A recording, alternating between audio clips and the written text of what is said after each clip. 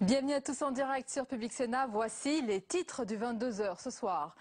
Face à l'émoi et à la polémique suite au meurtre d'Agnès, le gouvernement annonce une série de mesures sur l'évaluation de la dangerosité des délinquants ou encore le placement en centre éducatif fermé de mineurs.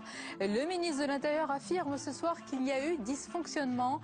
Les socialistes dénoncent une agitation et fustige les lois émotionnelles. Nos invités ce soir, la vice-présidente de l'Union syndicale des magistrats, Virginie Valton, et le député UMP, Éric Ciotti. Et puis en Espagne, l'ampleur de la défaite socialiste fait le triomphe de la droite. Alors oui, il n'y a pas de raz-de-marée de droite, mais peut-on parler d'une défaite de la social-démocratie européenne? Nos invités, Laurent Geoffrin du Nouvel Observateur et François Darcival de Valeurs Actuelles.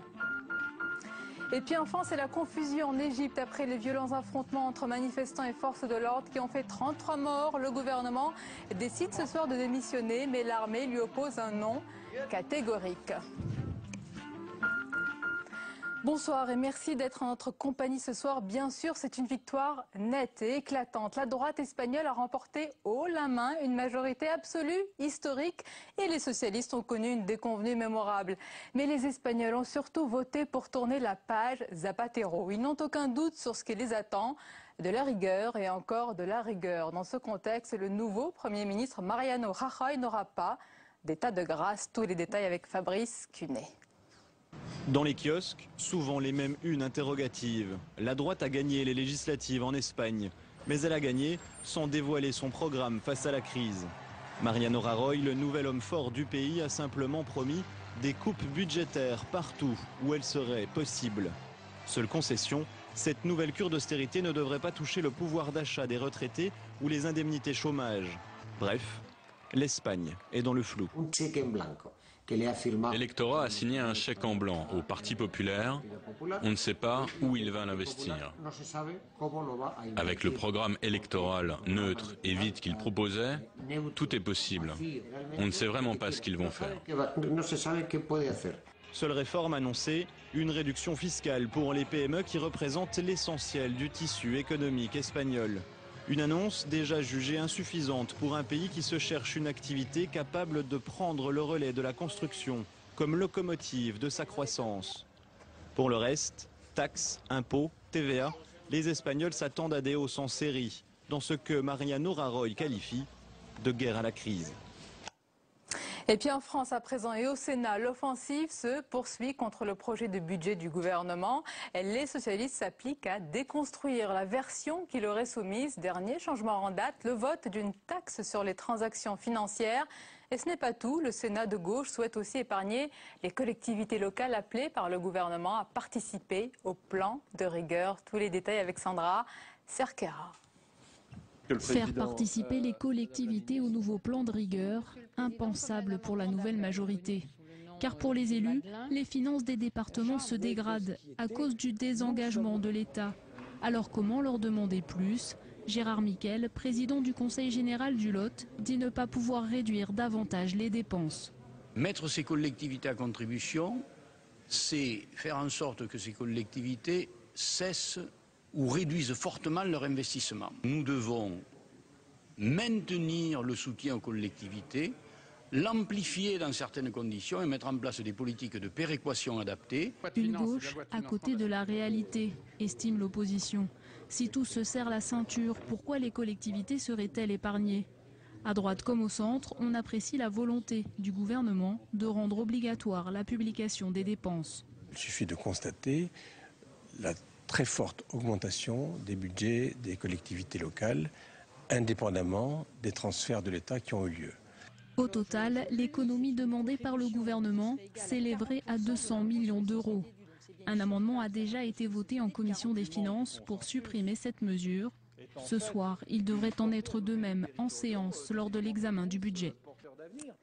C'est l'heure du débat du 22h et après l'Irlande, le Portugal, la Slovaquie, la Grèce, l'Italie, c'est au tour de l'Espagne de connaître un changement de majorité à droite toute. Alors, quelles conséquences en Europe et peut-être même en France? On en parle avec nos invités ce soir. Laurent Geoffrin, bonsoir. Bienvenue à vous, directeur du Nouvel Observateur. Avec nous également François Darcival, bonsoir. Bonsoir Sonia. Éditorialiste à Valeurs Actuelles. Alors François, très lourde défaite des socialistes espagnols. Est-ce qu'on peut tirer une conclusion sur la social-démocratie qui en a pris un coup en Europe ou est-ce que finalement chaque pays a ses particularités?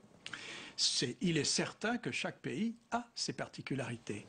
Ce qui est intéressant, c'est quel a été le thème central de la campagne de Mariano Rajoy à la tête du Parti populaire en Espagne. Son thème central, ça n'était pas un catalogue de mesures, c'était la confiance.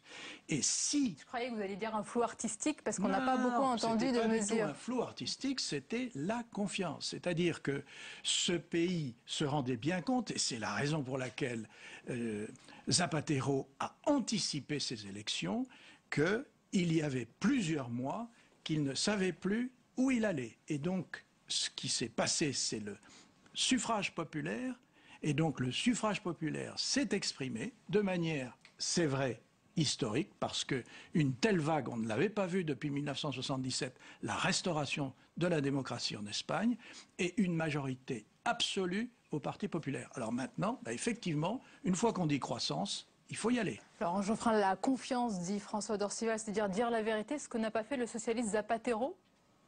Je crois que c'est le contraire, c'est qu'il a pris des mesures extrêmement impopulaires, et donc il a perdu les élections. Et insuffisantes.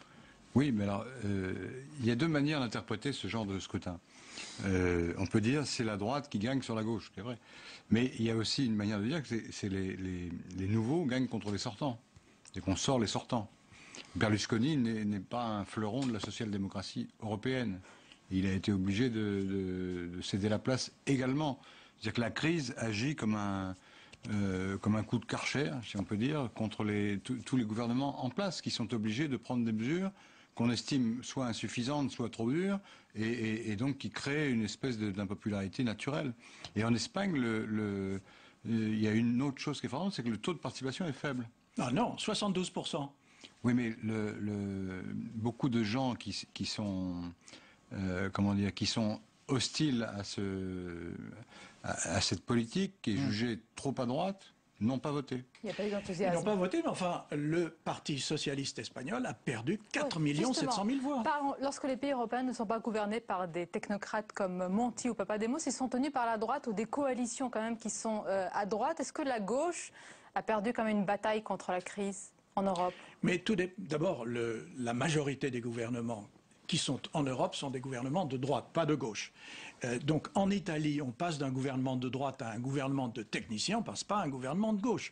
Et donc, simplement, la question qui est posée, c'est qu'est-ce qui se passe lorsque les électeurs sont appelés aux urnes? Voilà. Nous n'avons pas eu d'élection en Italie, là, tout de suite. Nous n'en avons pas eu non plus à Athènes. Nous verrons, le jour venu, ce qui se passerait ou ce qui se passera dans ces deux pays du point de vue électoral. Là, nous avons des élections. Laurent Geoffrin, on a vu la gauche au pouvoir face à la crise. On est en train de voir la droite. Si la gauche et la droite échouent, ce qu'on n'espère pas, et que les technocrates n'y arrivent pas, est-ce qu'on va voir arriver les populistes, l'extrême droite?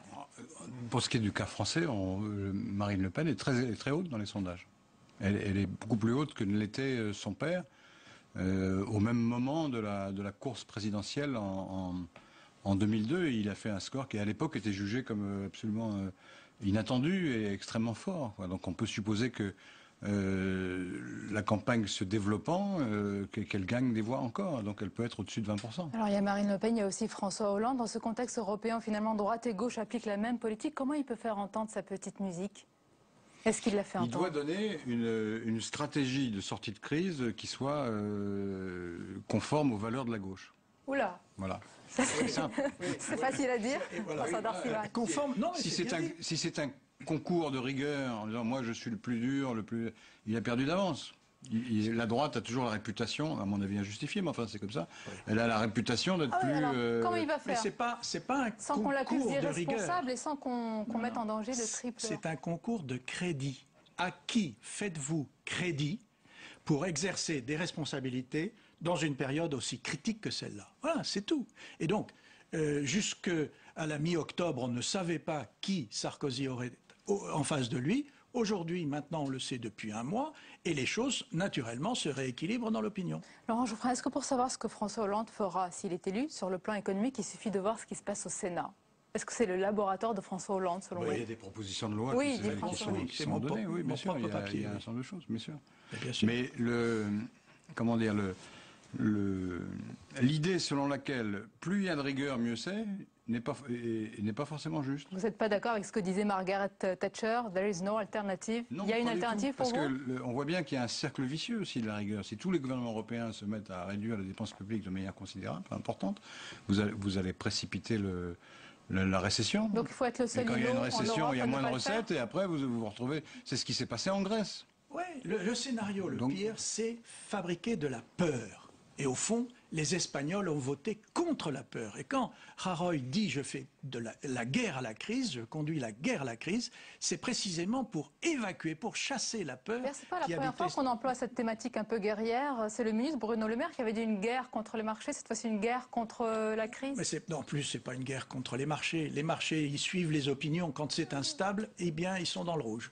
Laurent Geoffrin, de nombreux économistes de gauche, il y a Sardignac, il y a Thomas Piketty, poussent François Hollande à plus d'audace.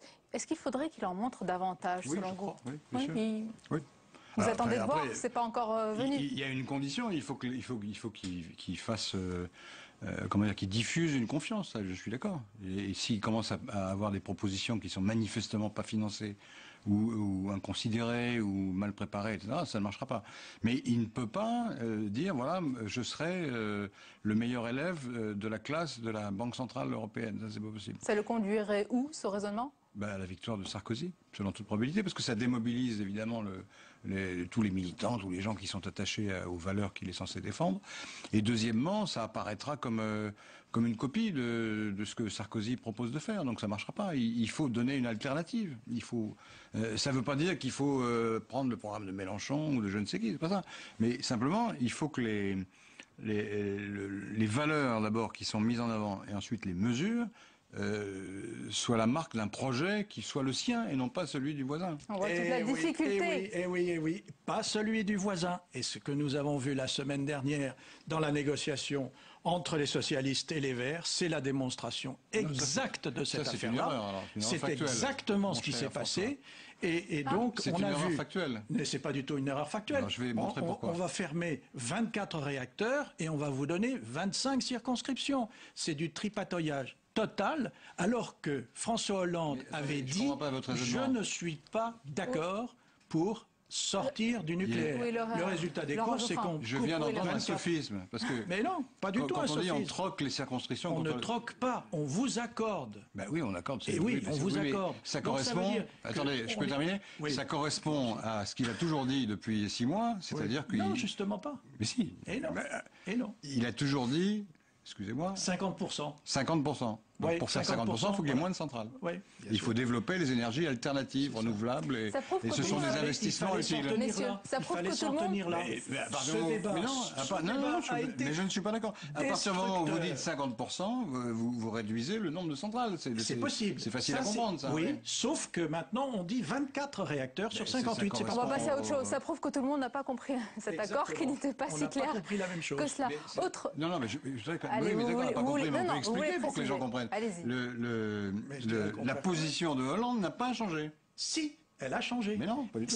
Ou alors, si montrez-moi en quoi elle a changé, alors allez-y. Eh bien, de manière très simple. À partir du moment où on vous dit nous n'aurons que 50% d'énergie de source nucléaire par rapport à ce que nous avons aujourd'hui. Ce qu'il dit depuis 6 mois, en gros. Voilà. Il ne fallait pas ajouter à ça.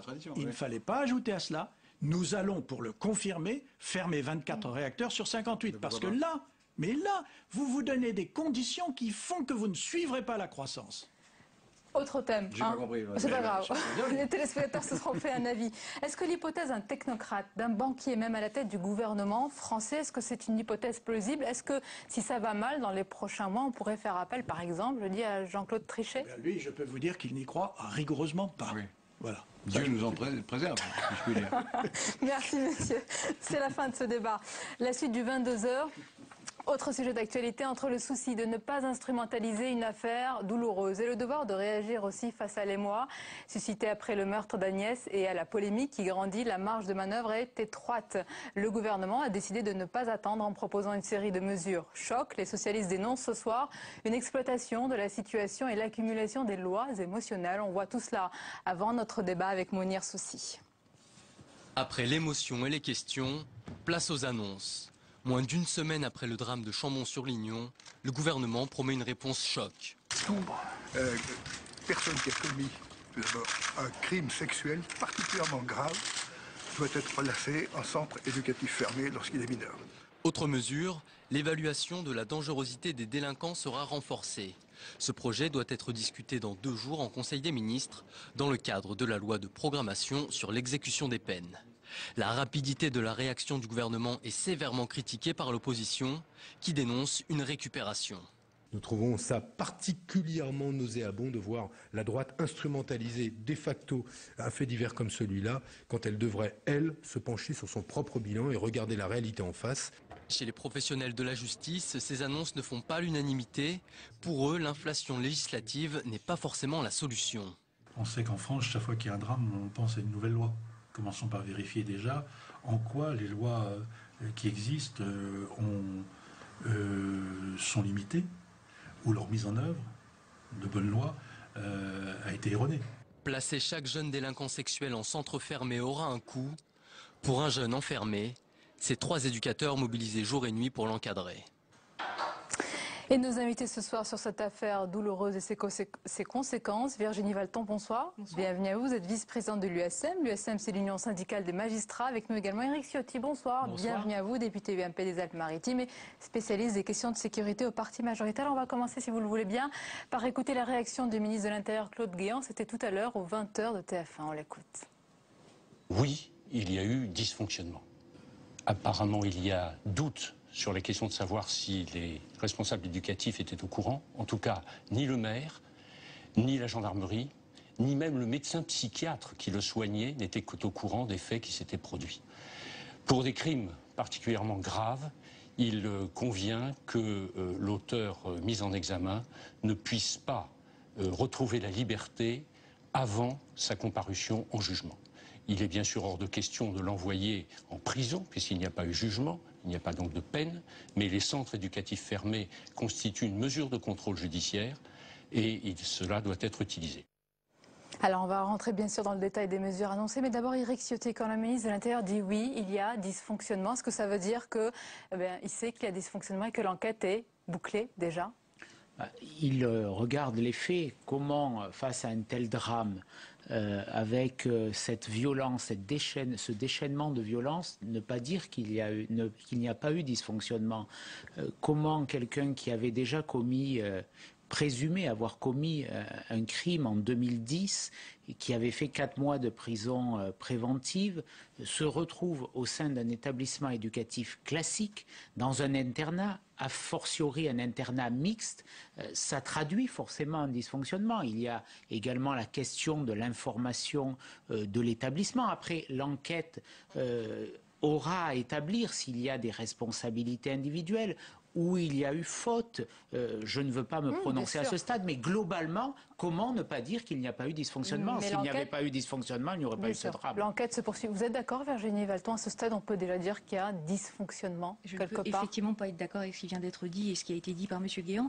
On ne peut que s'étonner qu'un ministre de l'Intérieur ait déjà le résultat d'une inspection qui a été ordonnée hier par le ministre de la Justice et d'un rapport qui devrait donc être déposé au dit ministre de la Justice. D'ailleurs, c'était un peu étonnant que ce soit le ministre de l'Intérieur hier qui annonce que cette inspection avait été ordonnée. Il est logique que les gens se posent des questions. Il est logique qu'il y ait des vérifications qui soient faites et ça n'est qu'à l'issue de ces vérifications qu'on saura s'il y a eu ou non dysfonctionnement. Je voudrais préciser quand même un point sur le fait que, toute la polémique notamment a enflé sur le fait que l'établissement n'avait pas été informé du passé judiciaire de ce jeune homme. Il était mis en examen. Dans le cadre d'une mise en examen, il y a la présomption d'innocence. Si les professionnels, que ce soit le juge d'instruction, les services éducatifs ou les services de gendarmerie chargés du suivi du contrôle judiciaire avaient informé l'établissement, c'était une faute, c'était une infraction pénale. Donc la présomption d'innocence était un obstacle finalement à l'information qui n'a pas été délivrée. C'est le principe du secret de l'instruction. Ça aurait été une infraction pénale. Est-ce qu'on se heurte ici au devoir de présomption d'innocence, au respect en tous les cas de la présomption d'innocence? C'est sans doute un point de droit qu'il convient de revoir, mais ceci dit, quand le magistrat place ce jeune dans cet établissement, on ne peut pas concevoir qu'il n'y ait pas un échange entre cet établissement et le magistrat. C'est une question qui se pose. Il n'était pas placé dans l'établissement par le juge. Le dysfonctionnement, il peut être là. L'enquête le dira. Encore une fois, moi, je ne veux pas stigmatiser personne. C'est extrêmement difficile, des drames comme ça. Aux politiques que vous êtes, peut-être aux pères de famille, comment vous avez perçu aussi l'explication bien des responsables de ce collège quand ils disent qu'ils ont eu donc affaire à la famille, qu'ils ont su que ce jeune homme a fait de la prison, mais qu'ils ne sont pas allés au-delà. Qu'en avez-vous pensé ? C'est quelque chose qui nous interpelle. En effet, voilà, moi je redis globalement, il y a un dysfonctionnement dans cette relation, dans ce degré d'information. Il y a, semble-t-il, une information qui n'est que partielle. Il aurait fallu qu'elle soit totale. Alors il y a sans doute des obstacles de droit. Ça fait partie des réflexions qu'il faut aujourd'hui avoir. Il faut tirer les leçons, les enseignements de ce drame pour éviter qu'il se reproduise. On n'arrivera jamais à ce qu'il n'y ait plus de drame comme cela. Ça, je veux le dire. Et les responsabilités, il ne faut pas pointer les responsabilités des uns ou des autres. Il y a des drames contre lesquels, malheureusement, notre société restera toujours impuissante. Mais il faut mettre le plus de garde-fous possible. Virginie Valton, ce soir, au même moment d'ailleurs, lorsque monsieur le ministre de l'Intérieur parlait, il y a aussi le garde des Sceaux qui parlait au même moment. D'ailleurs, c'est assez particulier, vous nous en parlerez sur une autre chaîne. Le garde des Sceaux qui a dit que la justice aurait dû partager le secret autour du passé donc récent de ce jeune homme. Est-ce que sur ce point, vous êtes d'accord? Même s'il y a la présomption. Est-ce que vous l'auriez fait, vous-même? Non, puisqu'encore une fois, il y a des dispositions de la loi qui me l'interdisent et qu'en tant que magistrat, je dois respecter la loi. Alors, la situation aurait été différente si effectivement le juge avait décidé du placement directement de ce jeune homme dans cet établissement. Or là, c'était un contrôle judiciaire avec une obligation de scolarisation et dans ce cadre-là, il avait été fait choix par les parents de cet établissement. Donc, on n'était pas dans le cadre effectivement du secret partagé entre professionnels de la protection judiciaire de la jeunesse. Si ça avait été une décision de placement, effectivement, là, les responsables de l'établissement auraient été informés de ce passé pour une meilleure prise en charge. Alors parlons des mesures. Quand François Fillon dit qu'il faut une meilleure évaluation de la dangerosité, comment ça se traduit? Parce que dans cette affaire, si on rentre dans les détails, Eric Ciotti, l'auteur présumé des faits, il a été vu par une assistante sociale, par un psychologue, par un éducateur. Personne apparemment ne détient la science exacte. Mais c'est pour cela que je disais tout à l'heure que le risque zéro en la matière n'existe pas. Le Premier ministre a parlé d'évaluation pluridisciplinaire pour que la personne soit vue par plusieurs professionnels. Ça limitera, même si ça ne le limitera pas de façon absolue, le risque. Donc il faut aller vers des diagnostics à visée criminologique, qui est ce collège d'experts, de professionnels qui associe tous les intervenants, les conseillers d'insertion et de probation, les psychologues, le psychiatre éventuellement, bien entendu sous la coordination du magistrat. On va vous dire les moyens, donc, les moyens, il y a cette question de moyens pluridisciplinaires. Les moyens, mais les moyens financiers derrière. Les moyens, je voudrais qu'on arrête chaque fois qu'il y a de tels drames. Dans cette affaire, ce ne sont pas les moyens qui sont en cause. Vous l'avez dit vous-même, toutes les procédures d'évaluation ont été suivies. Il y a peut-être eu défaillance, l'enquête, encore une fois, le dira. Mais la réponse à toutes les difficultés ne réside pas dans des moyens supplémentaires. Le budget de la justice a augmenté de 75% depuis 2002. Il y a 3 fois plus de conseillers d'insertion et de probation. Non. Il y a plus de moyens. Je sais qu'on n'est pas d'accord là-dessus, mais les chiffres sont les chiffres. Le ministre de l'Intérieur a annoncé ce soir que pour accélérer, en tous les cas, l'étude des dossiers des mineurs délinquants, il y aura plus de moyens. Est-ce que ça peut être une bonne nouvelle? Alors, ça dépend comment ils sont utilisés, parce que, effectivement, le budget de la justice augmente régulièrement depuis 2002, mais il augmente essentiellement pour la prison et pour les centres éducatifs fermés. Et pour chaque place de centre éducatif fermé qui est ouverte, on supprime des places dans les établissements plus classiques qui permettaient une diversité de prise en charge pour tenir compte du profil du mineur. Donc, les moyens augmentent sur le papier, mais sur le terrain, pas forcément. Alors, une évaluation pluridisciplinaire, ça suppose aussi de pouvoir payer les experts. Or, en l'état, on a quand même des experts qui sont payés 6 mois ou 1 an après le dépôt de leur rapport, certains qui sont obligés de s'endetter pour payer leurs charges, pour payer leurs impôts. Donc c'est quand même l'État qui leur doit de l'argent et ils ne sont pas en mesure de rembourser. Alors au-delà, on vous a bien entendu sur ce sujet-là, au-delà de ce drame, et vous l'avez dit, hein, l'enquête quand même se poursuit, on ne peut pas pointer du doigt les responsables encore ce soir, et puis peut-être que vous ne le ferez pas de cette manière-là, vous l'avez dit, ce n'est pas votre objectif. Jusqu'où doit aller l'arsenal judiciaire, selon vous, bien poursuivre malheureusement ces faits divers et cette graduation dans le fait divers, jusqu'où on peut aller? Je crois qu'en matière de délinquance des mineurs, il faut se poser une vraie question. On vit sous le règne de l'ordonnance de 45, même si elle a été plusieurs fois modifiée. L'ordonnance de 45, c'est face à un délinquant mineur, on regarde d'abord la situation de mineur avant de regarder la situation de délinquant. Donc on se préoccupe d'abord de l'âge avant de se préoccuper de l'acte qui est commis. C'est un peu cette philosophie. Moi je dis, il faut sans doute graduer les choses différemment. Lorsqu'on est face à un mineur de 17 ans et quelques mois ou de 17 ans et 11 mois qui commet un acte criminel, eh bien il faut sans doute le considérer comme un adulte et il faut qu'il y ait des réponses qui soient plus adaptées. En tout cas ce que propose aujourd'hui le Premier ministre, le garde des Sceaux, le placement en centre éducatif fermé me paraît une mesure de bon sens. Si ce jeune avait été en centre éducatif fermé, à mon avis, c'était plus sa place que dans un lycée classique. Valton, le mot de la fin. Sauf que le centre éducatif fermé, en l'état, il n'est pas fait pour ça, puisqu'il est fait pour les multirécidivistes marginalisés, ce qui n'était pas le cas de ce jeune homme. Et puis, la réponse graduée, elle existe déjà dans Elle existe déjà dans le cadre de l'ordonnance 45, la réponse graduée. Ces mesures sont sur la table, elles seront discutées, elles passeront aussi au Parlement, c'est important. Et puis la question des moyens est importante. Merci beaucoup d'avoir été nos invités ce soir. La dernière partie de ce 22h à présent, c'est le tour de l'info. Il est préparé par Cécile Sixou.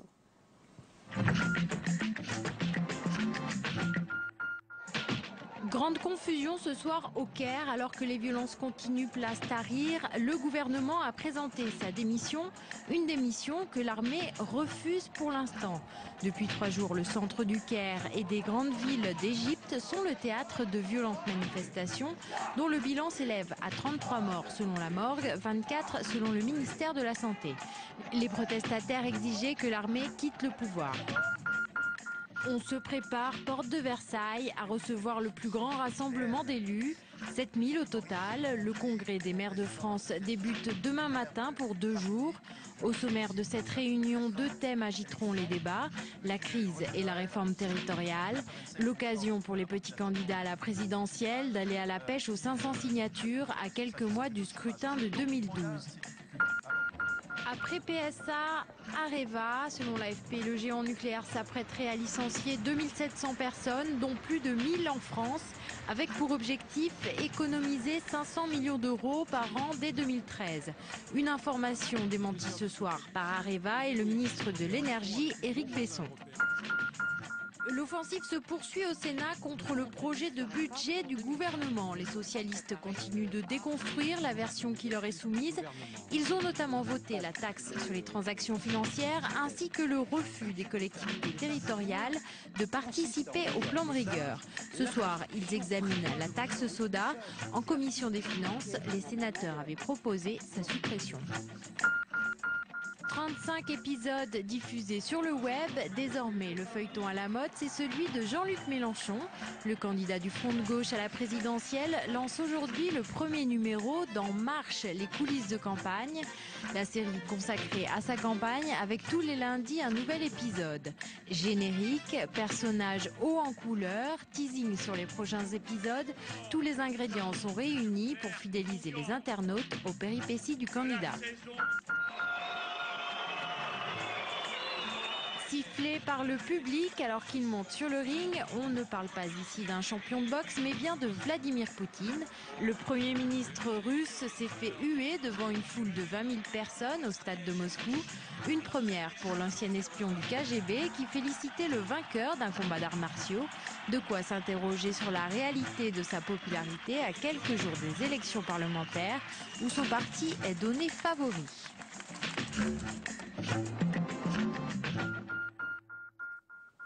Voilà, et on arrive à la fin de ce journal. On va terminer par ces dernières informations autour de la confusion ce soir qui règne autour de l'emploi. Chez Areva, c'est le géant nucléaire qui pourrait annoncer 2700 suppressions d'emplois, ce que la direction dément ce soir. Le ministre de l'économie, François Baroin, annonce qu'il recevra le PDG d'Areva, Luc Courcel, demain matin. Fin du journal, restez avec nous dans un instant. Votre documentaire du lundi soir consacré à l'aventure de Nicolas Hulot ce soir et son échec à la primaire des Verts. Belle soirée à vous et à demain.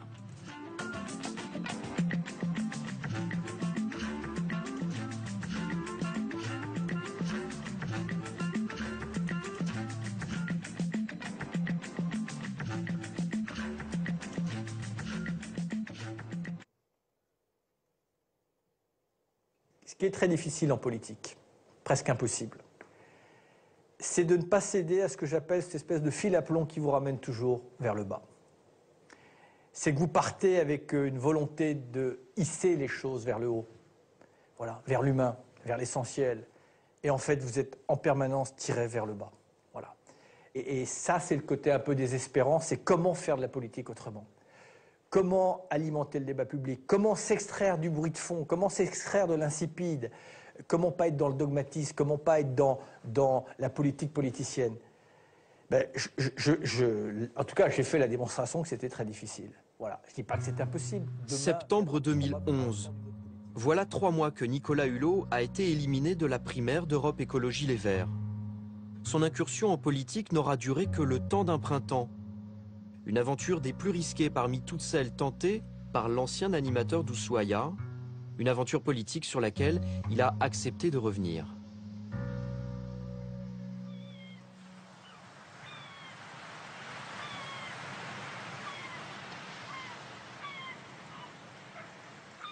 Depuis quelques jours, Nicolas Hulot a pris sa décision. Il se présente à l'élection présidentielle. Chez lui, en Bretagne, il met la dernière main à sa déclaration de candidature. Monsieur le maire, merci de nous accueillir, mesdames, messieurs, merci de vous être déplacés. Rien jusqu'ici dans l'ADN n'aurait laissé présager un seul instant la démarche que je m'apprête à entamer ce jour. Depuis 35 ans que je parcours la planète pour en apprécier ses beautés et sa diversité, j'ai vu aussi, vous en doutez, le monde changer. J'ai pu mesurer presque tactilement l'expansion d'une réalité de plus en plus implacable et de plus en plus inacceptable. Jusqu'ici, je crois que mon mode d'engagement, avec notamment ma fondation, a été plutôt utile. Mais j'estime que pour ma part, je dois passer à une autre étape. J'ai donc décidé d'être candidat à l'élection présidentielle et de mettre le capital de confiance que j'ai essayé de construire au service du changement. La politique, pour l'aventurier Nicolas Hulot, ce n'était pourtant pas une évidence.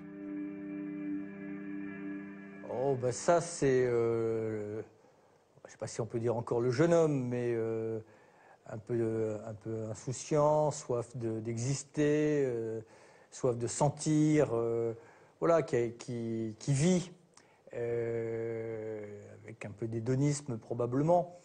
Je suis pas encore quelqu'un pour lequel la conscience a pris le pas. Voilà. De témoin, il devient acteur. En 1990, en parallèle de sa carrière d'animateur de télévision, il crée sa fondation pour la défense de l'environnement. Elle est financée par des mécènes comme EDF ou L'Oréal. Entre ONG et laboratoire AID, c'est sa fierté.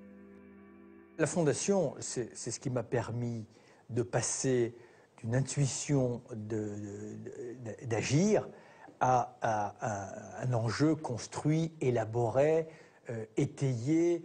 Voilà. La fondation, ça a été mon sing-sang, ça a été mon